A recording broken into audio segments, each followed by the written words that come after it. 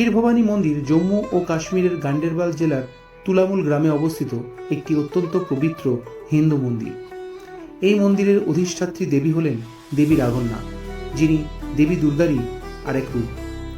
ক্ষীরভবানী নামটি এসেছে ক্ষীর বা পায়েস এবং ভবানী থেকে, যা দেবীর অপর নাম। এখানে দেবী ত্রিপুরা সুন্দরী নামেও পরিচিত। কাশ্মীরি হিন্দুদের কাছে তিনি কুলদেবী রূপে পূজিত হন। মন্দিরটি একটি পবিত্র ঝিল বা জলাশয়ের মাঝে অবস্থিত, যার রং দেবীর আশীর্বাদ ও ক্রোধের প্রতীক হিসাবে বিবেচিত হয়। মনে করা হয় এই জলাশয়ের রং যদি গাঢ় হয় তবে তা অশুভ সংকেত বহন করে। এই পর্যন্ত গল্প আপনারা অনেক ভিডিওতেই শুনে থাকবেন, কিন্তু জানেন কি এই মন্দিরের সাথে রয়েছে রামায়ণ যোগ? হ্যাঁ, ঠিকই শুনেছেন, আর সেই গল্পই এবার বলবো আপনাদের। পৌরাণিক মতে রাবণ দেবী রাঘন্নাকে লঙ্কায় স্থায়ীভাবে প্রতিষ্ঠা করতে চেয়েছিলেন। তিনি দেবীর পূজার স্থানকে এক প্রকার যন্ত্রবিদ্যায় আবদ্ধ করে রেখেছিলেন, যাতে দেবী সেই স্থান ত্যাগ করে অন্যত্র যেতে না পারেন।